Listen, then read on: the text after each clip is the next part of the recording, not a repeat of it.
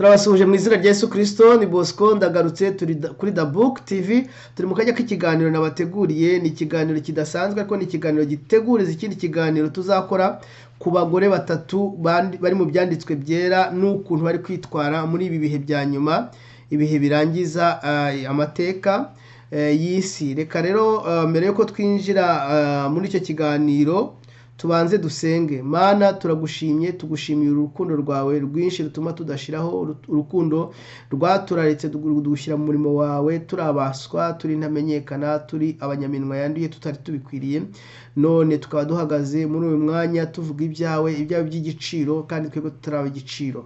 Mana ushimwe kuko waturaritse, Mana ushimwe kuko uhagarara kuri twebwe ukabwira ubwoko bwawe inshuro nyinshi cyane. Dutangira no murimo twumva nta ntege dufite zo gukomeza, ariko ni wowe udushoboza.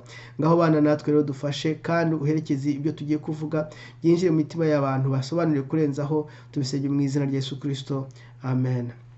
Nkuko nababwiye rero ni Bosco, turi kuri The Book TV. Reka dusuhuza abantu bari mu Rwanda, abantu bari muri Afurika muri rusange, abantu bari i Burayi, abantu bari muri Aziya, muri Australia, muri Amerika, muri Amerika, hano muri Amerika, muri Australia nahavuze. Ndasuhuza abantu bari muri Canada aho dutuye. Imana y'amahoro ibampere umugisha. Turi mu kiganiro kidasanzwe, ni ikiganiro giteguriza ikindi kiganiro nzakora ku bagore batatu, abagore batatu bo mu byanditswe byera n'ukuntu bari kwitwara muri ibi bihe bya nyuma.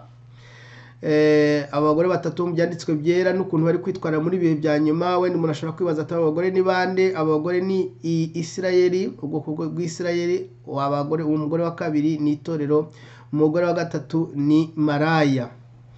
Ubwoko bw'Isirayeli, itorero na maraya ni abagore bavugwa mu byanditswe byera, kandi abagore tugomba gutekereza, tugafata igihe tukabiga, ukareba naho uhagaze, ukareba nimba uri mu bwoko bw'Abisirayeli, ukareba nimba uri mu itorero, ukareba nimba uri muri maraya.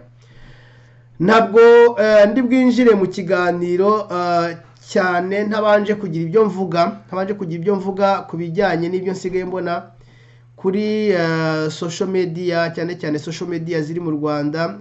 Njya mbona nkunda gukurikira abantu bamwe na bamwe, nkakurikira ibinyamakuru bimwe na bimwe biri mu Rwanda, nkagerageza kwibaza ibintu biri kuba bikanyobera, ariko muri ino minsi nabashije gusobanukirwa rwose ibintu biri kuba. Abantu bayoboye za YouTube zivugabutumwa ziri mu Rwanda, zikunda guha interview abapasiteri batandukanye, ntirwa mvuga amazina yabo.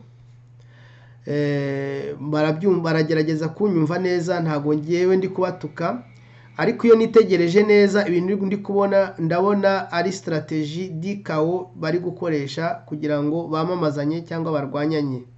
Strategie dikao rero ni strategie ikoreshwa n'ubwami bw'umwijima iyo bashaka guteza imbere umuntu bashyize bashaka guteza imbere. Ngira ngo mujya mugenda mureba abastar ukuntu bagenda batera imbere.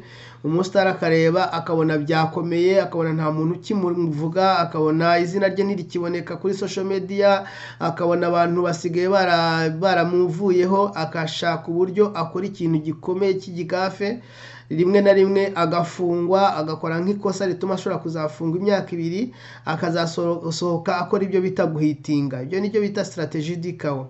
Cyangwa se akemera yuko akorwa isoni kuri social media, akambara nk'ubusa kugira ngo abantu babone, batangire kumuvugaho, ifoto ye ikwirakwire hose yambaye ubusa, abantu bahite bamubona, batangire no kumwibazaho, ibe strategie yo kumuteza imbere, yo gutuma abantu bongera kumuhugukira. Natangaye cyane rero, nasanze iyo strategie dikao ari yo strategie y'akavuyo, uburyo bwo gukoresha akavuyo kugira ngo wamamare, aribwo buryo buri gukorwa mu Rwanda, cyane ku social media, mu bavuga butumwa bakomeye n'aboroheje. avuga butumwa bakomeye n'aboroheje babandi bamaza ngo ese ngo nukubera iki ngo wavuze ngo kanguka ngo bayishyira kuri Facebook ngo abantu bayishyira kuri Facebook ngo hari abantu bambaye ubusa ngo n'ibiki ngo ukaba wamubeshyeye. Ntabwo mwakurikiye ikiganiro neza, ntabwo nabyemezaga 100%, ahubwo naravuga ngo niba atari byo azagende abinyomoze.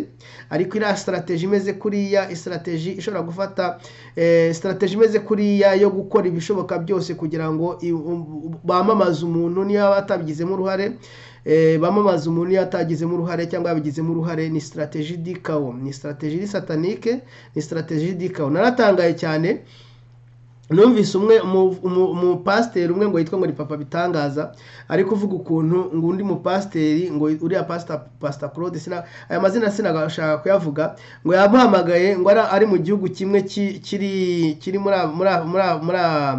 muri Afrika, ngo aramubwira ati nkorera umuti nyerekana ifoto yanjye nterera undi mugore, hanyuma abantu bayihererekanye bavuze induru ko nashatse undi mugore cyangwa afite undi mugore cyangwa se ndi kurambagiza undi mugore cyangwa se nakoze ubukwe, ibintu nk'ibyo. Noneho ningera ku kibuga cy'indege nzahure n'abantu abavuga butumwa aba YouTuber bampamagara bampa interview.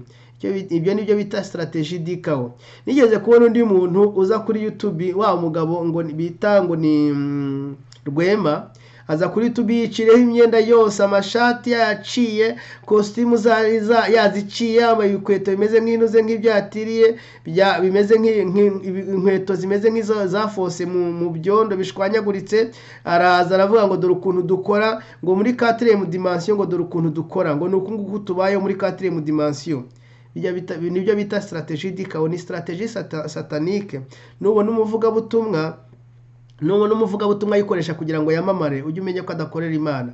Nubona ikinyamakuru kivuga ko gikorera Imana cyangwa kivuga ko kivuga ubutumwa gikoresha iyo strategy kikamamaza abantu muri ubwo buryo, mujye mumenya yuko ari Satani kubespira ibyo bintu. Irya ni strategy dikao, ni strategy ikoreshwa n'abantuze n'abastari. Abastari bo mu isi bajya bayikoresha, ugasanga umuntu nimba yaramaze igihe yarasinziriye, abantu batakimwibazaho batakimutekereza, agakora ikintu cy'ikigafe, rimwe akemera no kujya muri prison akamara y'imyaka 2 akazagaruka hitinga.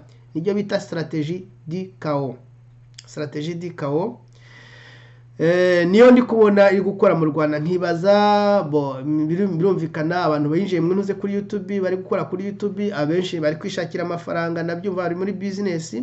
Ariko iyo ufashe izina rya Yesu ukarikoresha muri business kugeza igihe unaryanduza kugira ngo wewe wamamare, kugeza igihe wanduza izina rya Yesu kugira ngo wamamare, ni ikintu gitangaje cyane, kandi abantu benshi bazagibwaho n'urubanza kubera ibintu bari gukora. Abantu benshi bazagirwaho n'urubanza kubera umusigaye mbona abantu iyo mbonye umupasiteri par exemple najyaga mwemera, nkajyaga nemera ijambo avuga, nkajya kubona nkabona yagiye kwifotoza muntu yifotoreza mu butayu cyangwa mu mazi ari gusenga akoresha kamera, yajyanye n'umukameramani ngo amukamere areka ari gusenga, asigara umunyamasengesho ukomeye. Numva bintangaje cyane kandi ibintu binyuranyije n'ijambo ry'Imana, kuko ijambo ry'Imana riratubwira ngo nujya gusenga winjire mu cyumba cyawe wikingirane, ubwire data wo mu ijuru. Data wo mu ijuru wumva ibyo usabwa azagusubiza. Si ngombwa kujya ku mugaragaro, si ngombwa kujya mu mayira abiri, si ngombwa kuhamagara abakameramani kugira ngo baze kugufotora berekane ko uri umuntu uzi gusenga. Biriya bintu iyo mbibonanye umupasiteri niyo nari nisanzwe mwubaha, biba birangiye mpita mbona yuko atari gukorera Imana yo mu ijuru. Imana imbabarire iyo mvuze ibyo bintu bimeze gutyo, abantu batekereza ko ndi guca imanza. Nkunda kuvuga inshuro nyinshi cyane nicishije bugufi, kuko nanjye ndi umunyabyaha. Iyo nza kuba ndi umuntu wishyira hejuru, sinari kubabwira ibyanjye byose nkuko nagiye mbibabwira. Iyo nza kuba ndi umuntu wishyira hejuru, sinari kubabwira ibyanjye byose nkuko nagiye mbibabwira. Muri ino minsi rero ntabwo tuzaduceceka iyo tubonye ibintu bidasanzwe mu murimo w'Imana ngo tubiceceke tubyihorere. Strategy dikao iri gukoreshwa mu kwamamaza abantu, mu kwamamaza abavuga butumwa cyangwa se abapasiteri cyangwa se abantu bari kuri social media bavuga ko bari mu ivuga butumwa, kandi bakanduza izina rya Yesu Kristo. Ni ibintu biteye agahinda kandi bizakurira urubanza abantu benshi cyane.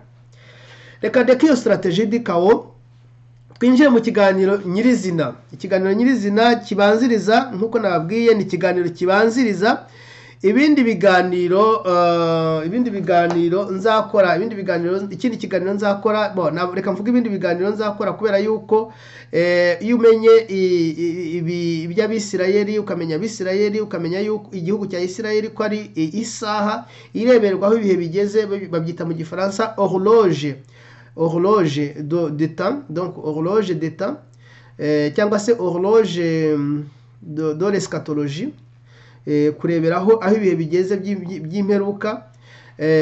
Ugomba kubusobanukiwe cyane Isirayeli kugira ngo ubashe kumenya aho ibihe bigeze. Niyo mpamvu rero mbabwira ngo ni ikiganiro gishobora kwintroduza ibindi biganiro nzagenda mvuga bijyanye n'ibibazo bagiye bambaza, ariko cyane cyane ikiganiro kihutirwa ni ikiganiro nzakora ku bagore batatu bavugwa mu byanditswe byera, aribo Isirayeli, aribo itorero, aribo maraya, kugira ngo umuntu abashe kwiplasa amenye ahereye, nimba ari mu itorero, nimba ari mu Isirayeli, nimba ari muri maraya.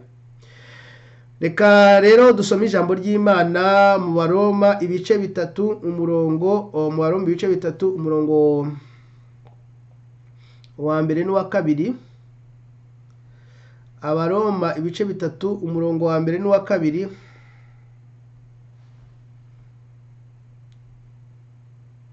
Haranditse ngo nuko abayuda barusha abandi iki, cyangwa se gukebwa kumaze iki?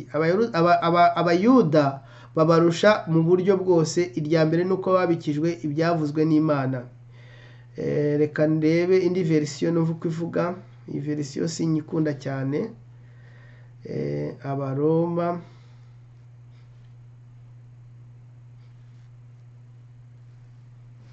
ibice bitatu umurongo wa mbere kugeza kuwa Abaroma ibice bitatu umurongo wa mbere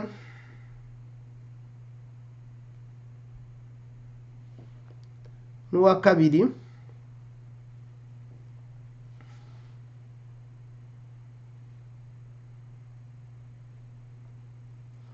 Ndi gutindaho gatoya, mu mbabarire. Bibiliya yanjye igiye kungeraho yageze ino, nuko uwayizanye tutarabonana.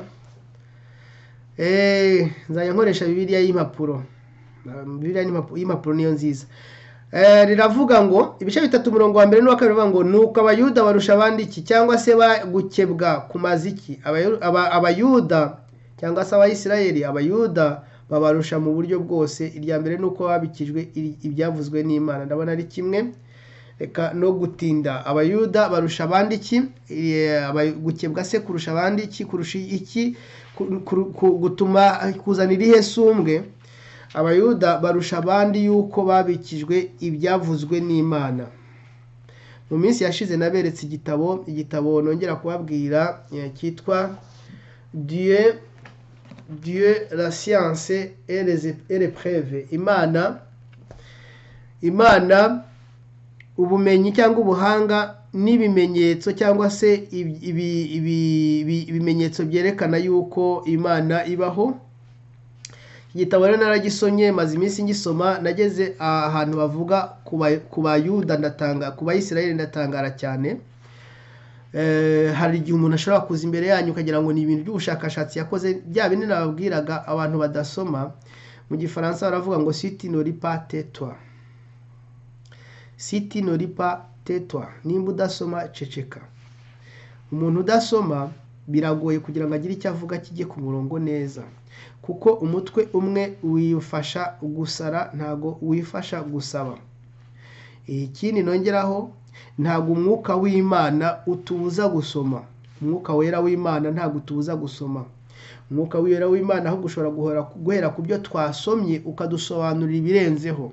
Nicyo byabaye kuri Daniyeli. Umwuka w'Imana yahereye ku byo Daniyeli yasomye, agasobanukirwa yuko burya bazamara imyaka 70 i Babuloni, amusobanurira ibirenzeho. Niyo mpamvu rero mbabwira ngo gusoma ni ibintu bikomeye cyane. Ibintu ngiye kubabwira hano ntabwo ari ibintu ngiye nivumburiye, nubwo bimwe nari nsanzwe mbizi. Ibintu ngiye kubabwira nibyo nasomye muri iki gitabo. Nibyo nasomye muri iki gitabo Dieu, la science, les preuves. uyu mwanditsi witwa Michel Yves Bolloré na Olivier Bonassi nababwiye ubushize, bateranije ibyo bita amasumbwe 11, amasumbwe 11 ari ku bwoko bw'Abisirayeli, ibyo bita mu gifaransa les superlatifs. Donc we baravuze ngo c'est un peuple de superlatifs, ni ubwoko bw'amasumbwe. Isumbwe rya mbere ni ubwoko bwonyine busigaye bwariho guhera mu bihe bya kera by'amateka, byo bita antiquité. Nibwo bwoko bwonyine busigaye bwariho guhera mu bihe bya kera by'amateka, ibyo bita antiquité. Aha ngaha mushobora kwibaza ati ese buriya bwoko nibwo bwariho cyangwa bwajwemo kandi ababujemo bahita bafata umwanya w'imbere. Ntabwo nirwa bitinda, ariko mu Isirayeli nyirizina harimo Abisirayeli b'ukuri, barahari batavugwa, batari imbere, bameze nk'abantu bacishijwe bugufi.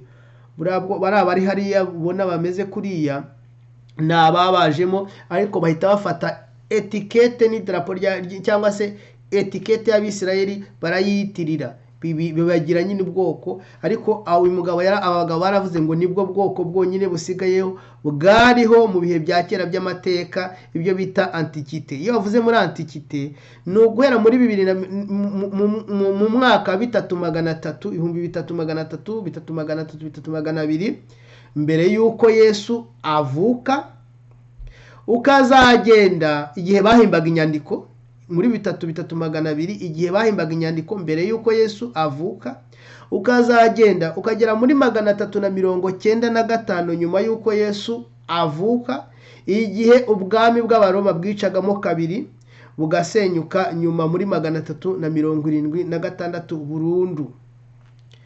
Igihe ubwami bw'Abaroma bwicagamo kabiri, igihe icyo gihe nicyo kiranga antiquité. Guhera muri 3300 kuzagenda ukagera muri 476 busenyutse burundu, nicyo bita antiquité. Uyu mugabo abagabo baravuze rero ngo nibwo bwoko bwonyine buriho guhera muri icyo gihe cy'amateka cya kera kugeza ubu ngubu. Iryo ni isumbwe rikomeye cyane. Babivuga bashingiye kuki?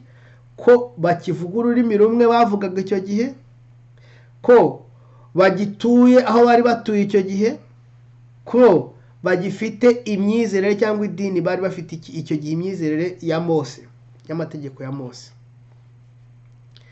Nibwo bwoko bwonyine busigaye bwariho guhera icyo gihe cy'amateka kugeza ubu ngubu. Icya kabiri, nibwo bwoko bwonyine bwarokotse amahunga no gutwarwa bunyago inshuro nyinshi, hakiyongeraho no gukorerwa jenoside. Jenoside yakozwe na Hitler hagati y'1939 kugeza 1945. Nibwo bwoko bwonyine bwarokotse amahunga no gutwarwa bunyago inshuro nyinshi, bakiyongeraho na jenoside yabakorewe muri 1939 kugeza muri 1945 ikozwe na Hitler. Icya gatatu, nibwo bwoko bwonyine bwapfushije ururimi bukongera kuwuzura. Nibwo bwoko bwonyine bwapfushije ururimi bukongera kuruzura nyuma y'imyaka 2500. Ururimi rw'Igiheburayo muri kiriya gihe cya Yesu Kristo ntabwo rwavugaga, havugaga icyo bita Icyarameye, bakavuga n'Ikiromani. Ntabwo Igiheburayo cyari kikivugwa. Ibaze kugira ngo ni ibintu bitangaje, ibaze kugira ngo ubwoko bwinjire mu gihugu bafite ururimi bagiye batiririkanya. Bamwe bavuye mu Burusiya, abandi bava mu Burayi, abandi bava mu mihanda yose, baraza bageze mu gihugu basubira bareba amagambo amwe. Ntabwo wavuga 100% ko amagambo ari mu Giheburayo bakoresha ubu ngubu ariyo magambo bakoreshaga mu Giheburayo cya kera. Ni ibintu bitangaje, ibintu ugiye kubabwira ni ibintu bitangaje. Bahera ku magambo, bareba amagambo, barayaremarema, bakora ikintu Igiheburayo kigezweho kivangavanze n'izindi ndimi, ariko bakita Igiheburayo. Ariko kiriyezoma mu buryo butangaje, Igiheburayo cy'umwimerere tutazi aho bagikuye, baragikoresha muri serivisi de renseignement Mossad y'Abisirayeli. donc serivisi ya Mossad, abantu bakora muri Mossad bose bakoresha igiheburayo cya kera cy'umwimerere ku buryo ashobora kuvuga na mugenzi we kandi avuga icyo bita igiheburayo na mugenzi we bavukana ntamenye icyo avuze. Ninde wabigishije urwo rurimi? Ninde wabigishije urwo rurimi? Turuzi kubireba niturangiza kino cyigisho. Nagira ngo mbabwire ko Satani yabayeho mbere y'uko inyoko muntu ibaho. Nagira ngo mbibabwire. Dukomeze. Nibwo bwoko bwonyine,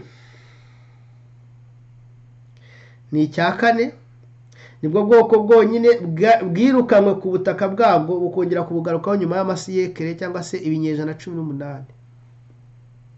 Murabizi yuko bashatse no kubazana ngo baze bature mu isi hano i Uganda, babahe igice cya Uganda bariho bafata, baranga bati no, kandi Uganda niyo yera cyane kurenza Isirayeli. Uganda niyo yari nziza cyane kurenza Isirayeli. Baranga bati no, turajya aho twari dutuye imbere. Aho twari dutuye imbere turahazi, turahajya nubwo haruhije kuhaba, niho tuzogomba kujya. Nibwo bwoko bwonyine bwirukanwe ku butaka bwabwo hamara babwirukanye muri 70 nyuma y'uko Yesu avuka. Hamara imyaka 1800 cyangwa se ibinyejana 18 bongera kubugarukaho. Icya gatanu, nibwo bwoko bwonyine buke nibwo bwoko bwonyine buke kandi butagira ubutunzi kamere, ariko igihugu cyabwo kikaba kirarikirwa n'ibindi bihugu bigikikije. Nta butunzi kamere bagira, ariko igihugu cyabo kirarikirwa n'ibindi bihugu bigikikije. Nagira ngo mbabwire ngo intambara zizaba mu bihe bya nyuma zizaba ari intambara zo kugenda zo kunyaga kandi ibintu bazanyaga. Abantu benshi bavuga ko munsi muri Isirayeli harimo peteroli nyinshi cyane, ko ari ubutunzi kamere, ariko mu buryo bigaragara nibwo bwoko ni igihugu kitagira ubutunzi kamere, ariko ibihugu bituranye birakirarikira. Icya gatandatu, ni kimwe mu bihugu bike umurwa mukuru wabyo utarushindimirwa ubwiza wagabanijwemo ibice bibiri. Abantu imihanda yose, abantu b'imihanda yose bo ku isi, ibihugu byinshi bikaba bikomvata kugeza igihe bavuze bati ingabo za nasiyo zinini nizo zigomba kurinda kiriya gice cyo muri uriya murwa. Nicyo gihugu ntabwo umurwa witwa ko ari uwacyo, ntabwo kiwisangije wenyine cyonyine, kandi si uko ari wo murwa mwiza uriho. Ntabwo Yerusalemu ari wo mujyi mwiza wubatse neza uriho, oya, ariko niko kimeze. Icya karindwi, nibwo bwoko bwaturutsemo igitabo, niko abagabo banditse, nibwo bwoko bwaturutsemo igitabo cyagurishijwe kurenza ibindi bitabo ku isi. Icyo gitabo ni ikihe? Ni Bibiliya. Nibwo bwoko bwaturutsemo igitabo cyagurishijwe kurenza ibindi bitabo ku isi. Icyo gitabo nta kindi, ni Bibiliya. Icya munani, nibwo bwoko bwonyine burondwa, bukangwa, bukorerwa irondakoko, bukangwa ugereranyije n'uko bungana. Oya, burondwa, bukangwa, bugakorerwa irondakoko, ariko batabucishije bugufi, batabwita ko buciye bugufi, ahubwo babwita ko bwishyira hejuru kurenza ubundi bwoko. Nibyo bita racisme à l'envers. Ubundi izindi racisme nkatwe abirabura, iyo tugeze mu bihugu by'i Burayi bashobora kutunena, bashobora kutwanga kubera ko bavuga ngo turi abantu baciye bugufi. Ubundi racisme ubusanzwe nuko naho nicyo zishingiraho. Abantu ubwoko bwanga abandi buronda ubundi bavuga ngo ntaho duhuriye, twe turi muri classe yo hejuru, mwe muri classe yo hasi. Kuba Israeli sero contraire, bavuga ngo ni ubwoko bwishyize hejuru kurenza ubundi bwoko, bakabwangira icyo ngicyo. Icya cyenda, nibwo bwoko bufite uruhare runini mu mateka y'ibitekerezo n'ubuhanga ugereranyije n'uko bungana. Abantu bakora mu bushakashatsi muri Etats-Unis ni Abayisirayeli. Abantu bakora mu bushakashatsi muri Isirayeli nyine ni Abayisirayeli. Abantu b'abahanga ku isi bagiye bakomera bavuga ko bakomoka muri Isirayeli. Ibitekerezo bikomeye byagiye biyobora isi bavuga ko bikomoka muri Isirayeli. Nibwo bwoko bufite uruhare runini mu mateka y'ibitekerezo n'ubushakashatsi n'ubuhanga ku isi ugereranyije n'uko bungana. Icya cumi nibwo bwoko bwonyine aho kimwe cya kabiri cyabwo kivuga ko ari ubwoko bwatoranijwe n'Imana. Kivuga ko ari ubwoko bwatoranijwe n'Imana bukaba bwarakomotsemo umukiza w'amahanga yose. Ariko bukaba ibyo bintu bakaba abantu bavuga banditse bino bitabo kuko ni abascientifique bavuga ko izo ngizo byo bita reverie ni ukuvuga ngo ni ibintu umuntu aba arota mu mutwe ubundi bidafite logique. Umuntu wari usanzwe kuko bagera hasi bakaba bati nyamara ni abantu bafite itekinoloji yo hejuru, ubuhanga buhanitse, ikoranabuhanga rihanitse ryo hejuru ku buryo bitumvikana ukuntu batekereza ibitekerezo biciye bugufi nk'ibyo ngibyo kuvuga ngo batoranijwe n'Imana kandi bakagira ubuhanga buhanitse.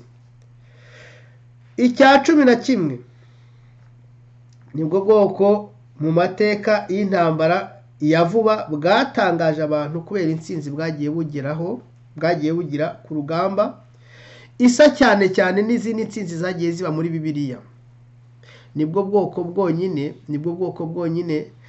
muri ino minsi ya nyuma guhera muri kiriya gihe batangiraga ziriya ntambara iriya ntambara la guerre de 6 jours kuzamuka. Nibwo bwoko bwonyine bwatangaje abantu kandi ari ubwoko bworoheje cyane kubera intsinzi bwagiye bugira ku rugamba kandi burwana n'ibihugu bikomeye bugakora intsinzi zisa neza n'izanditse muri Bibiliya. Ikibazo umuntu yakwibaza ni ikihe? Ikibazo umuntu yibaza ni iki? Ese aya masumbwe yose akomoka ku Mana yo mu ijuru? Aya masumbwe yose tubona twagiye tuvuga amasumbwe 11 yose akomoka ku Mana yo mu ijuru.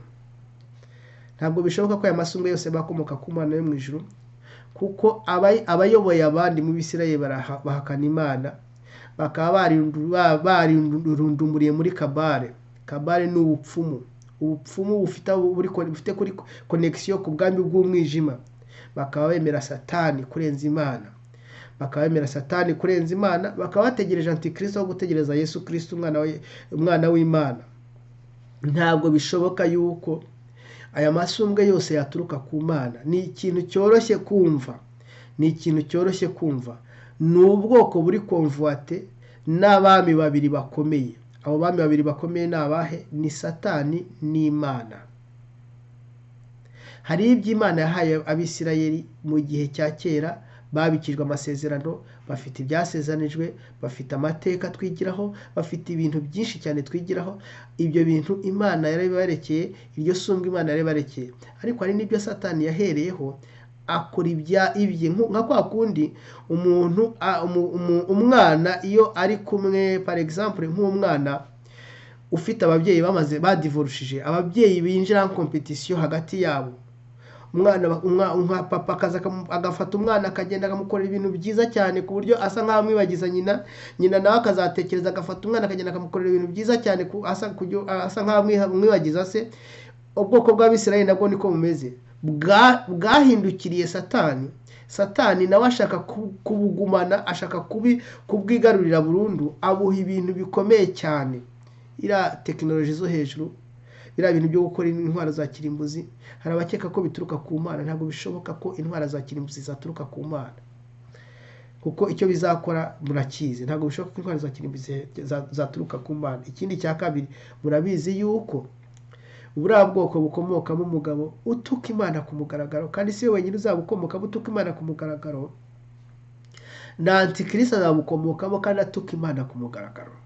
Uwo mugabo utuka Imana ku mugaragaro nkunda kubabwira ni Yuval Noah Harari. Kugeza igihe avuga ko Imana bizera atari Imana yo hejuru, ya Mana yo mu ijuru. Twajyaga tuvuga ya Mana yanditse muri Bibiliya nk'uko abyivugira ati Imana twizera ni Imana atari yandi yanditse muri Bibiliya, ni Imana yo mu bicu byacu. Kugeza igihe avuga ati twebwe nta nubwo dukomoka ku Mana, ntabwo Imana ari data wa twese, twebwe ancêtre wacu cyangwa se umuntu dukomokaho n'inzoka. Ubu bwoko ntabwo ibintu bufite, ntabwo amasumbwe bufite, ari amasumbwe akomoka ku Mana yo mu ijuru. Harayo icyo bita amateka na notoriete bari bafite byo bikomoka ku Mana. Amasezerano ko babikijwe ibyasezeranijwe bikomoka ku Mana. Kuba bafite igitabo kuba bafite igitabo cyabaye icyamamare ku isi yose kikaba gisomwa n'abantu benshi cyane ku isi bikomoka ku Mana. Kuba bafite igihugu abantu benshi bakunze bakaba bajya kugisura bikomoka ku Mana. Ariko hari ibintu byinshi cyane birimo n'amavictoire cyangwa se intsinzi bagiye bagira, birimwo technology, birimwo ibintu byinshi cyane tutaza gusubiramo bidakomoka ku Mana, bikomoka kuri Satani. N'ubwoko buri trop controversé, n'ubwoko bufite ibintu byinshi by'ibinyuranyo byinshi. Nidutangira kwiga kuri aba bagore batatu bo mu byanditswe byera, tuzasobanura Abisirayeli icyo ari cyo. Abisirayeli b'ukuri icyo ari cyo. Turasoma umurongo turangirizaho ku kiganiro ntashaka ko kiba kirekire. Umurongo turangirizaho ntabwo ari umurongo umwe, ni Hoseya ibice bibiri umurongo wa 9 kugeza kuwa 19. Mwumvise nyine mvuga yuko Satani yigaruriye Abisirayeli akabinjiza mu bwami bw'umwijima, mu bwiru bw'umwijima, akaba aricyo kinatuma abapasiteri basigaye cyangwa abitwa abakozi b'Imana basigaye babirukira kugira ngo babahe imbaraga zidasanzwe baza gukoresha bayobya abantu.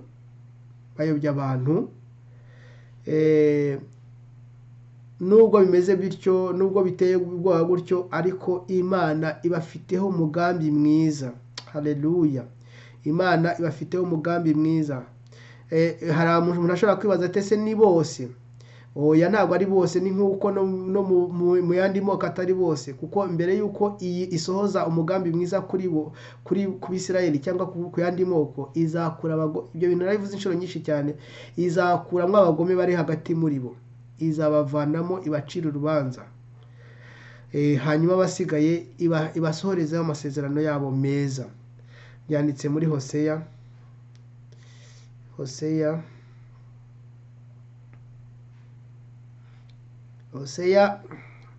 ibice 2 umurongo wa 9.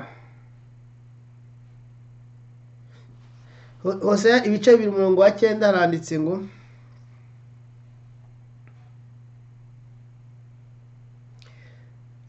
umurongo wa 9 kugeza ku wa 19 haranditse ngo azakurikira abakunzi be, ni Isirayeli. Azakurikira abakunzi be ariko ntazabashyikira, azabashaka babure. Nibwo azavuga ati henga nsubire ku mugabo wanjye wa mbere, ni Isirayeli. Henga nsubire ku mugabo wanjye wa mbere, kuko ibya mbere byandutiye iby'ubu. Haleluya. Nubwo bwose Abisirayeli bafite byinshi byo kwirata, twavuze, nubwo Abisirayeli bafite byinshi byo kwirata twavuze, mu mbabarireho gatoya, mu mbabarire.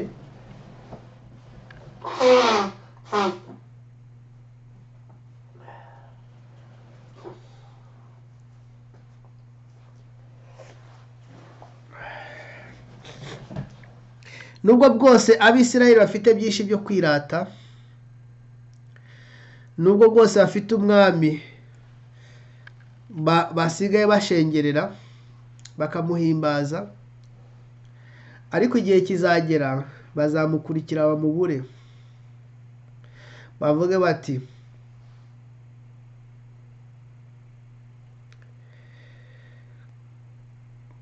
henga nsubire ku mugabo wanjye wa mbere, kuko ibya mbere byandutiye iby'ubu. Haleluya. Erega ntiyamenye ko ari jye namutungaga mu myaka. Uyu Isirayeli, uyu mugore wa mbere, uyu mugore ntabwo yigeze amenya yuko Uwiteka ari wamutungaga mu myaka.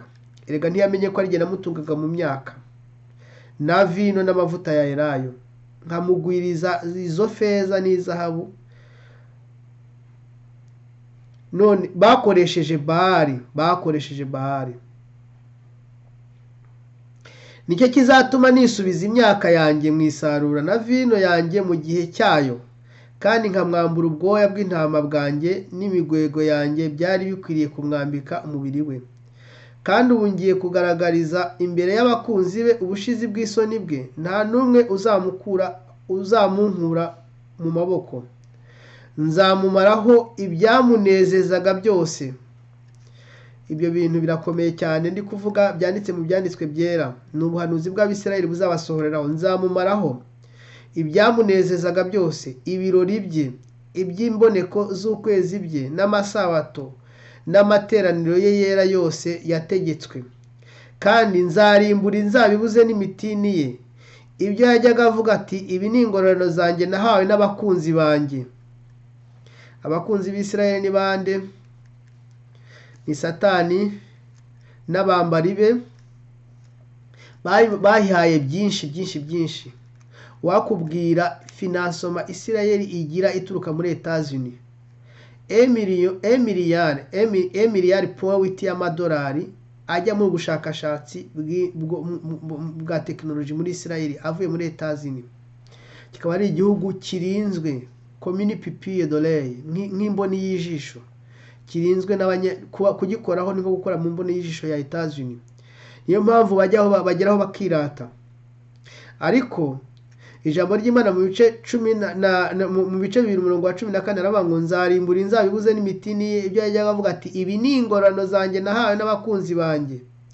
Nuko ibyo ngiye kubihindura ishyamba biribwe n'inyamaswa.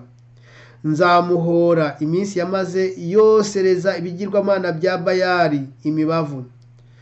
Nzamuhora iminsi yamaze yoserezwa ibigirwamana bya Bayali imibavu. Uwiteka azahora Isirayeli iminsi yamaze akoresha kabare, akoresha ubwami bw'umwijima na kabare mu gusenga no kuramya Satani, yosereza ibigirwamana imibavu bya Bayali, yambaye impeta zo mu matwi n'inigi, agakurikira abakunzi be naho jye akanyibagirwa.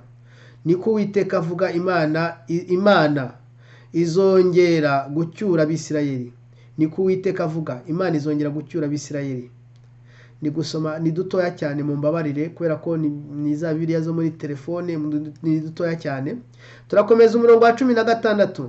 Nicyo gituma ngiye kumuhendahenda, aho muhumve neza. Nicyo gituma ngiye kumuhendahenda, mujyane mu kidaturwa, mwurure. Iryo ni isezerano rizasohora mu gihe cy'imyaka 3, mu bihe bya nyuma by'imyaka 3 n'igice ya nyuma, ubwo Abisirayeli bazahungira i Petra, i Bosra. Muri Bibiliya bavuga i Bosra, ariko imvugo y'ubu ngubu cyangwa izina ry'ubu ngubu ni Petra, muri Jordania, muri Jordania y'ubu ngubu, aho bazahungira. Noneho Yesu akabasangayo, akabavanayo, akabayobora nk'uko nagiye mbasomera, akabagarura muri Isirayeli. Ariko icyo gihe bazaba ariyo, Uwiteka bategereje kuzabona Yesu aje kubavanayo, Uwiteka ngo azabihererana. Ijambo ry'Imana riravuga ngo nicyo gituma ngiye kumuhendahenda, mujyane mu kidaturwa, mwurure. Kidaturwa iyo usomye Bibiliya mu Gifaransa ni le désert. Ndaza kubisaba mu Gifaransa ngo je la tirerai, ngo je la séduirai et je la tirerai dans le désert. Ngo nzamuhendahenda, mugarure, mujyane mu kidaturwa. Avuyeyo nzamukomorera za inzabibu ze, kandi igikombe cye cya Akori kizamubera irembo ry'ibyiringiro. Kandi azaririmbira nko mu gihe cy'ubukumi bwe, nko mu gihe yazamukaga ava mu gihugu cya Egiputa. Haleluya. Isirayeli izongera yibuke cya gihe yavaga mu gihugu cya Egiputa baririmba indirimbo ya Mose, ngo bazandirimbira nko mu gihe cy'ubukumi bwe. Azaririmba nk'igihe, nko mu gihe cy'ubukumi bwe, nko mu gihe yazamukaga ava mu gihugu cya Egiputa. Uwiteka aravuga ati, uwo munsi azanyita Ishi, mugabo wanjye. Ishi, mugabo wanjye. Kandi ntazongera kunyita Bali, databuja.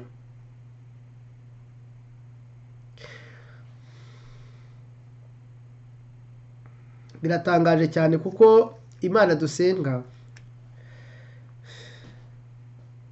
bise nibuka amagambo umugabo twahoze tuganira yambwiye. Hari wa mugabo twahoze tuganira ambwira ibyuko Abisirayeli Abanyamerika bagiye kudeployinga abantu bagiye kuza kurwanya ubutumwa bwiza, bakigisha abantu noneho ukuntu bagiye gutegereza ibindi biremwa bigiye kuza mu isi n'ukuntu bagomba kubyitegura. Yambwiye ikintu kirantangaza, yambwiye ukuntu ngo yigeze gupartaja icyigisho kivuga ku cya 10. Ni icyigisho Clarisse yigeze kwigisha kivuga ku cya 10, agipartaja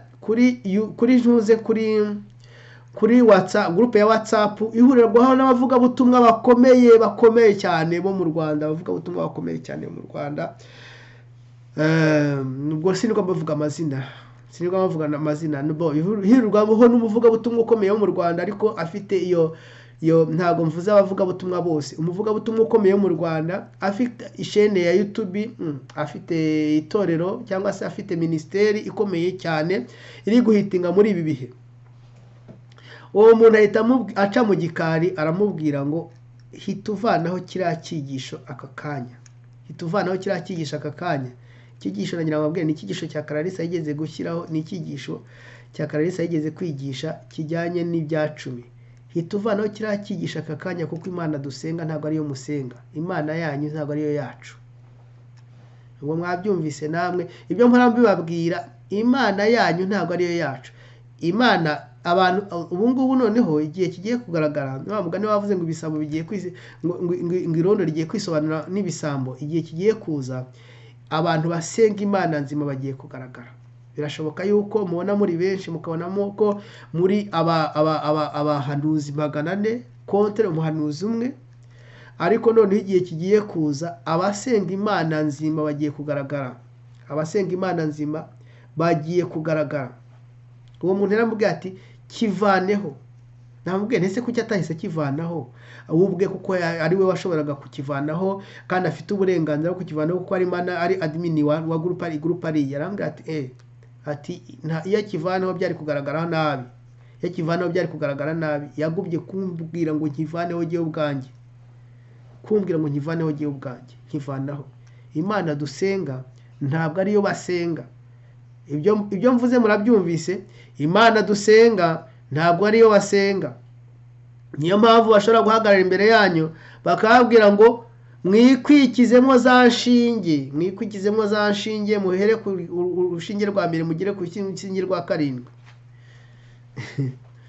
Hari umudokiteri witwa ni umudokiteri witwa umunyamerikakazi, yavumbuye ibintu bijyanye na ziriya nkingo, yerekana yuko bazikoze ku buryo zitagira icyo zitwara Abisirayeli,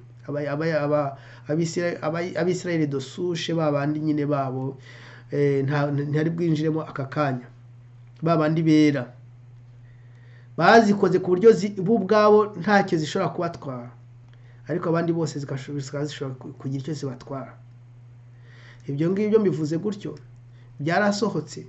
Umugore abivuze bashaka no kumujyana mu bucamanza, aravuga ati nimunjyane mu bucamanza byose mbisuke hanze. Baramwihorera. Abandi rero bagahagarara imbere yacu bakavuga ngo n'Abisirayeli ngo baziteje, ngo bamaze kugera ku rwa 7. Uzi ibyo biteza ari ibiki? Ubwo n'iki ko ibyo biteza bihuye n'ibyo twebwe badutera? Ubwo n'iki ko Imana basenga ariyo dusenga? Bibiliya byivugiye hano, mwumva ukuntu Bibiliya ivuga. Bibiliya yavuze ngo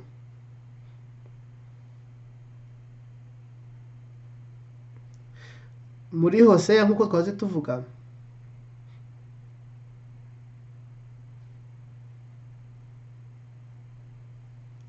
aho bavuga ngo bazikigiye bazanyita ishi mugabo wanjye, ngo ntago bazongera kunyita Bali. Umurongo simpise bibona, sinzi ukuntu iki kiganiro Satani yakirwanije, ku buryo yakirwanije guhera gitangira kugeza kirangije. Sinzi ukuntu bise biragenda kubishaka, simpise bibona. Kugitangira nagitangiye subiramo inshuro 4 cyangwa 5, ari nagihe nakigejejemo hagati mbona intuze ordinateur irazimye, hari n'igihe nagezemo hagati mbona ordinateur iravuze ngo iruzuye, njya gusiba ibintu biri muri ordinateur. Iki kiganiro Satani yakirwanije kugira ngo ibyo ndi kuvuga ubu ngubu mutabasha kubyumva, ariko reka turangize turi kuvuga twumve ahantu abantu berura bakavuga bati Imana dusenga ntabwo ariyo Clarisse asenga, ntabwo ariyo Bosco asenga, ntabwo ariyo Musisa asenga, ntabwo ariyo Jean-Luc asenga, ntabwo ariyo Kamazi basenga, ntabwo ariyo babandi bose birirwa baturwanya bavuga ibyacu bakabishyira ku mugaragaro basenga. Vanaho ibi bintu byanyu, vanaho. Imana dusenga bo bayita Bayali, natwe Imana dusenga basenga tukayita Bayali. Imana dusenga idukundisha ijuru, Imana basenga ikabakundisha isi. Igihe kigiye kuza Imana y'ukuri igiye kwigaragaza. Imana y'ukuri igiye kwigaragaza. Imana basenga ibakundisha isi, Imana dusenga ikadukundisha ijuru. Imana basenga ibahindura isukari, Imana dusenga ikaduhindura umunyu w'isi. Haleluya. Imana dusenga idutera kwihangana no mu makuba. Imana basenga irababwira ngo ntabwo ugomba kugira amakuba. Nimba ufite amakuba uwo ntabwo ugisenga Imana inyamana. Imana basenga ibakoresha ibakoresha bya bitangaza by'ibihimbano abantu bakabakurikira. Imana basenga igiye kwamamaza ibamamaza ikoresha icyo bita kawo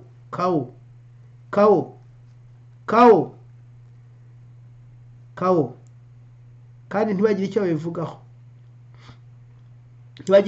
bakabyihora bati nibwo buryo umwami dukorera akoresha kugira ngo atwamamaze. Kandi koko nibyo nibwo buryo umwami Satani akoresha kugira ngo yamamaza abakozi be. Ashatse yanamwambika ubusa bwa butsinsima akamushyira ku mugaragaro undi akishecekera. Abazi neza ko Satani azi icyo ari gukora, icyo ari cyo, ko bizarangira ba bantu bagomba kumuvaho bamuvuye hari bakeya, ahubwo abamukurikiye ari benshi cyane mu buryo bwe. Abamukurikiye ari benshi cyane, abashaka kumukurikira ari benshi cyane, kandi akamuha amagambo yo kuvuga yo kwijustifia. Avuga ati igiti cyera imbuto nicyo giterwa amabuye, igiti cyera imbuto kandi ibyo ngibyo ukabishaka muri biri ukabibura. Ari amagambo bagiye bavana muri bwenge bw'ubwiru bwo muri Mwenoriya bakabuzana bagakubita aho ngaho. Imana dusenga idukundisha ijuru, Imana basenga ikabakundisha isi. Niyo mpamvu bafite rezo kuvuga ngo Imana dusenga ntabwo ari ikiyo basenga. Vanaho. Imana dusenga ntitwemerera kwiba. Imana basenga ibemerera kwesikuruka, abantu bakabatwara amafaranga. Mwagiye mwumva ibirego abarega abakozi b'Imana bakabarega. Imana dusenga ntitwemerera gukora ibiteye isoni, Imana abasenga igeraho ibemerera yuko kugira ngo bagire imbaraga bagomba kudevirija utwana tw'udukobwa tukiri dutoya. Ni ibintu biteye agahinda cyane. Hano hari umuvugabutumwa wari umuprofete, bari barise ngo ni umuprofete Dikebeke. Uwo muvugabutumwa ni umukongomani, yaje gukurikirwa muri justice ya Quebec, imwirukaho imukurikiranye ku cyaha yari yarakoze cyo kwentimida umwana, akana k'agakobwa yagahawe na nyina, amplis yagahawe na nyina, akakadevirija akakavyora akakadevirija. Iyo Mana basenga ibabwira yuko kudevirija umwana w'umukobwa bizamuhesha imbaraga. Iyo Mana basenga ibabwira ko gutamba ibitambo by'amaraso bizamuhesha imbaraga. Iyo Mana basenga ibemerera kwesikuruka abantu. Iyo Mana basenga ibemerera gukora ibitangaza, byaba iby'ukuri n'ibitari iby'ukuri, byaba ibigaragara, kuko hari abafite imbaraga zo gukora ibitangaza bigaragara, hakaba n'abatazifite bakora ibitangaza by'ibihimbano. Nuko ntakunda kwifotoza ndi muntu uze mu nzu y'ibitabo. Hari inzu y'ibitabo nkunda kujya gusura, ibitabo bishyashya bihenda, niho naguze kino gitabo. Hari igitabo kingana na Bibiliya cyigisha uko bakora ibitangaza. Bandi bavuga ngo kuki musoma ibitabo, nabo barabisoma, ariko ibyo dusoma ntabwo ari byo basoma. Bo basoma ibitabo bifitiye umumaro byo kubafasha kwiba abantu, bakabisoma bakabicengera. Bafite ubwenge bwo kubicengera nibo bazamura bakabashyira hejuru, badafite ubwenge kubicengera nibo baha uburenganzira bwo kwiba. Nk'abariya batageze bakanagira mu ishuri, baha uburenganzira bwo bati mwewe mwibe nta kibazo, bizajya bisakuza birangire, tuzabaha imbaraga z'uko bizajya bisakuza birangire. Ariko hari abandi bafite izindi mbaraga zikomeye cyane, zikomeye cyane, bavana muri ibyo bitabo bakabisoma bakabicengera, bangiza bakabakoresha ibintu bagomba kubakoresha. Bamara kubikora bikagenda neza, bakazajya babikora bikemera. Imana basenga itandukanye niyo dusenga by'ukuri koko, ariko igihe kigiye kuza Imana nyakuri. Mbabajwe n'abirutse inyuma y'Abisirayeli, kuko umuntu wavuze, umwe niwe wavuze ngo mu migani ngo hari itungo ryiganye inka kurya mu rugo rirabizira. Abiruka inyuma y'Abisirayeli mbabajwe nabo, kuko igihe kizaza, mbabarire, igihe kizaza Imana izagarukira Abisirayeli. Ntago bazacungurwa bose, kuko nabo izabarobanuramo abagome, ariko Abisirayeli Imana izabagarukaho. Abisirayeli Imana izabagarukaho. Abisirayeli Imana izabagarukaho. Haleluya. Uwo murongo mu gifaransa handitse ngo c'est pourquoi je veux l'attirer et la conduire au désert, et je parlerai à son cœur. ngo niyo mpamvu ngo nzamuhamagara, nzamurembuza, nzamushukashuka, nzamuzana nkamujyana mu butayu, nkabasha kongera kumwibutsa bya bihe by'ubutayu bwa kera, ukuntu abacishe mu butayu, nkabagaburira, nkamuganiriza, nkaganirira n'umutima we, nkongera kumwigarurira, ngo kandi ngo icyo gihe ngo azavayo ngo avuga ngo ishi mugabo wanjye, ngo ntabwo azongera kunyita Bayali, kuko Abisirayeli ubu ngubu bari kwita Imana nyakuri Bayali. Niyo mpamvu nababwiye ngo, niyo mpamvu bavuga ngo Imana dusenga, twe dusenga ntabwo ariyo basenga. Nongere mbasubiriremo, ni uko igihe kizagera, igihe kigiye kuza kandi kiri hafi, abantu bagasobanukirwa Imana nyakuri yariyo. Reka turebe icyo gihe, igihe Abisirayeli bazacungurwa, naho byanditse muri Bibiliya, Yesaya ibice 63. Mumenye yuko ubuhanuzi bugiye gusohora ku Bisirayeli. Ababishinze birumvikana, mwagiye mwabonye ibikomeye mu isi, mwabonye amazu meza, babonye ibikomeye, babonye ibyubahiro, bashyizwe hejuru kubera ibyo bita kabare y'Abayahudi. Ariko igihe kizagera, mwebwe ababakurikiye ntabwo muzafata etikete yabo, ntabwo muzafata ibendera ryabo, ntabwo muzafata izina ryabo ngo nibwo byemere, ahubwo muzarimbukana na Antikristo na Satani mwakurikiye. Ariko Abisirayeli Imana izabagarukaho, ibarobanuremwo bakeya batayicumuyeho, yongere ibagire ubwoko. Ni muri Yesaya ibice 63 umurongo wa mbere kugeza ku wa 3. Uriya ninde uturutse muri Edomu, agahaguruka i Bosira, yambaye imyenda y'imihemba, yambaye imyenda y'icyubahiro, agendana imbaraga zihebuje. Nigivugisha gukiranuka, nyiri imbaraga zo gukira. zo gukiza. Bosira niyo ni muri ntuze muri wari umurwa mukuru wa ntuze wa Jordania. Ubu ngubu ni Petra, ntabwo ari umurwa mukuru. Petra ntabwo ari umurwa mukuru, aho bazaba hazaba ari Petra. Nicyo gitumye imyenda yawe niki gitumye imyenda yawe itukura, imyambaro yawe igasa n'iyo wengesheje ibirenge mu muvure wengeshejwe vino. Niyengesheje umuvure jyenyine mu bantu bo mu mahanga yose, nta numwe twari kumwe. Ni ukuri nabengesheje ibirenge ndakaye, mbavungisha umujinya wanjye, maze amaraso yabo yimisha ku myambaro yanjye, imyenda yanjye yose irahindana. Kuko nari naragambiriye umunsi wo guhoreramo inzigo n'umwaka wo gucungura abantu banjye nawo uratashye. Umwaka wo gucungura abantu banjye nawo uratashye. Uriya ninde uturutse muri Edomu agahaguruka i Bosira yambaye imyambaro y'imihemba, yambaye imyambaro y'icyubahiro, agendana imbaraga zihebuje. Nigiye uvugisha gukiranuka ngira imbaraga zo gukiza. Ndiki gitumye imyenda yawe itukura, imyambaro yawe igasa n'iyo wengesheje ibirenge mu muvure wengeshejwe vino. Niyengesheje umuvure jyenyine mu bantu bo mu mahanga yose, nta numwe twari kumwe. Dukuri nabengesheje ibirenge ndakaye, mbavungisha umujinya wanjye, maze amaraso yabo yimisha ku myambaro yanjye, imyenda yanjye yose irahindana. Kuko nari naragambiriye umunsi wo guhorera inzigo n'umwaka wo gucungura abantu banjye nawo uratashye. Imana ishimwe cyane.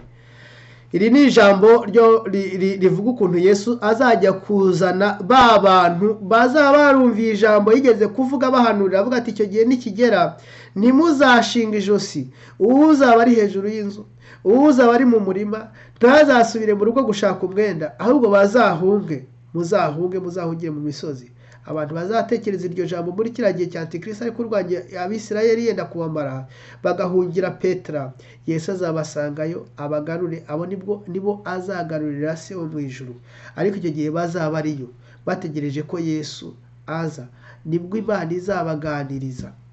izabaganiriza ikababwira, ikabibutsa mu gihe cy'ubutayu, igihe bari mu butayu bari bagaburirwa n'Imana, bari batuzwe na manu, ukuntu yabavanira amazi mu rutare, ikabibutsa byose. Ngo izabaganiriza, izavugana n'imitima yabo, ngo bazavayo bavuga bati ishimwe umugabo wanjye. Niko ijambo ry'Imana rivuga, ngo ntabwo bazongera kwita Imana Bayali, kuko Abisirayeli bita Imana dusenga, Imana nyakuri Bayali. Imana dusenga nyakuri Abisirayeli ntabwo bayemera. Imana se umwami wacu Yesu Kristo, Abisirayeli ntabwo bayemera. Bamwe bashobora kuyemera kubera amategeko ya Mose, bakeya bemera amategeko ya Mose by'ukuri, ariko abandi bakomeye cyane kandi bayobeje isi, binjiye muri kabare, mu bupfumu, nibo bashinze abaframaso, nibo bashinze abaeliminati, nibo bazi ubwiru bwose bukomeye bw'umwijima, nibo bigisha abandi. Niyo mpamvu ijambo ry'Imana rivuga, yavuze ngo bita Imana Bayali, ngo ntabwo bazongera rero kwita Imana Bayali. Ariko se abakurikiye amaherezo yabo azaba yahe? Abakurikiye abo bantu amaherezo yabo bazaba yahe? Turi mu bihe bikomeye rero bya nyuma. Nongere mbasubiriremo, icyo ufite cyo gutera inkunga umurimo w'Imana kugira ngo ujye imbere ugikore. Wavuga, wakora, watanga amafaranga, watanga ubutunzi, watanga igihe, watanga umwanya, watanga icyo ari cyo cyose ugikore, kuko tugiye kugera igihe ducecekeshwa. Abari kuvuga ibi bintu bikomeye muri ibi bihe bikomeye, tugiye kugera igihe ducecekeshwa. Giye numvise umutima wanjye ubimbwira, mbibwira abo twari turi kumwe. Ku mugoroba ngiye kumva numva umuntu arampamagaye, turaganira atazi ibyo twavugaga, arambwira ati mwene data, umenye yuko ibintu bikomeye, umenye yuko mu bihe bigiye kuza ndetse n'ibizarenga mu kwezi kwa gatandatu, abantu bazasandara mu bihugu byose, kandi baturutse baratoranijwe na Amerika, barabatojeje neza, bagatangira kwigisha abantu ukuntu bagomba kwitegura ibindi biremwa bigiye kuza mu isi. Ibyo biremwa ni ibihe? n'abadayimoni. Abantu rero bazakora iki? Bazacecekesha abantu bose bari kuvuga ubutumwa bunyuranye n'ubwo bo bari kuvuga. Niyo mpamvu tugomba kuvuga, tukavuga mu buryo bwihutirwa. Imana y'amahoro ibampere umugisha. Reka dusenge turangiza. Mana turagushimye, turaguhimbaje, uri Imana igira neza, uri Imana y'urukundo. Twongeye kugushima kubwira ijambo wongere kuducisha mu kanwa. Turagusabye ngo uriherekeze. Twarivuze nk'abanyantege nke rwose, twarivuze nk'abantu, ariko wowe uri Imana kandi uri nyiraryo. Riherekeze, ugende uganiriza abantu bawe. Tubisabye mu izina rya Yesu Kristo, amen.